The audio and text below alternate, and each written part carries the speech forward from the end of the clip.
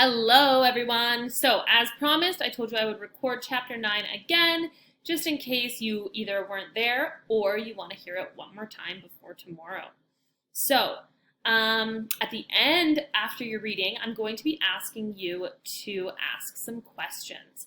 Asking questions is something that we do all the time. We ask questions all throughout the day when we don't understand things. So, I might ask, why are you mad at me?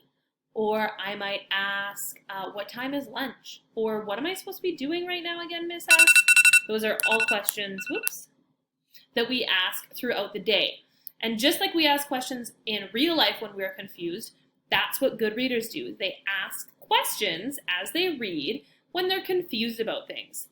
So lots happened in chapter 9 called Revenge, or The Revenge. And I want you to be thinking of questions that you might have while you listen to me read, okay? So that is what you are doing while you are listening. I am going to play the pictures as I read. However, they might be a little either delayed or early, but we'll see how it goes. So, chapter 9, The Revenge. After the squid attack, Nemo shut himself up in his cabin. I didn't see him again for some time, but I could tell that he was upset.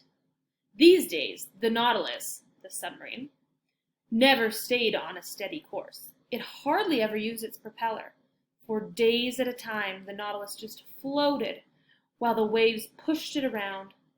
We could see on the maps that we were drifting north towards Canada, but we were still very far from land. "I'm going out of my mind," cried Ned. "I can't stand another day here." "You must go to the Captain Nemo and ask him to let us go." "I don't know if that's a good idea, Ned," I said. "The captain has been acting very strange lately." "I don't care," said Ned. "If you don't talk to him right now, I'll do it myself." That afternoon, I went to talk to Captain Nemo. I found him in his cabin, sitting at a desk. "I'm busy," said the captain. "I'm working." That didn't seem too hopeful. "What are you working on?" I asked. Captain Nemo pointed to his stack of papers. "I'm working on the story of my life," he said. "I'm hoping that it won't die with me. I'll put these papers into a box and seal it shut when I am done. The last person alive on this submarine will throw the box into the ocean. Then the wind will take my story wherever it wishes." I saw this as a good opportunity to talk about our freedom. "That seems like a very strange way to save your life story," I said. "If you give us our freedom, we can take your box of papers to land." "Your freedom!" cried Captain Nemo. "I told you when you first came on board that no man leaves the Nautilus. Don't talk to me about freedom again. Now go away and give me some peace," he said. I left the captain alone. I told Ned and Conseil about my talk with the captain. "We won't get any help from Captain Nemo," I said. "Fine," said Ned. "It doesn't matter. The Nautilus is moving towards New York. We'll escape tonight, no matter what." But that night, there was a storm. The sky was on fire with lightning. The Nautilus dove deep down into the ocean where it was calm and very quiet. You would never know that there was a storm above us. On May 30th, the Nautilus stopped near the bottom of the ocean.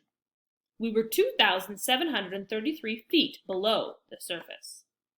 But why were we stopping here? I ran to the window. There I saw the huge wreck of a very old ship. Its masts were broken off, and it was completely covered with a thick layer of white shells. Suddenly I heard a voice beside me. It was Captain Nemo. "It was a French ship," he said. 74 years ago, it was attacked and sunk by English ships. As it was going down, the 356 French sailors refused to surrender to the English. They chose to go down with their ship. They stood on the deck and shouted, 'Long live France,' until they disappeared beneath the waves. It's the Revenge, I said. I have heard of this ship. Yes, Professor, said Captain Nemo. The Revenge. What a beautiful name. Nemo smiled a strange smile. Now I understood. Nemo wanted to get back at someone too. Nemo himself wanted revenge. The mystery of Captain Nemo was deeper and darker than I ever could have imagined. Okay, so that is chapter 9. A lot happened.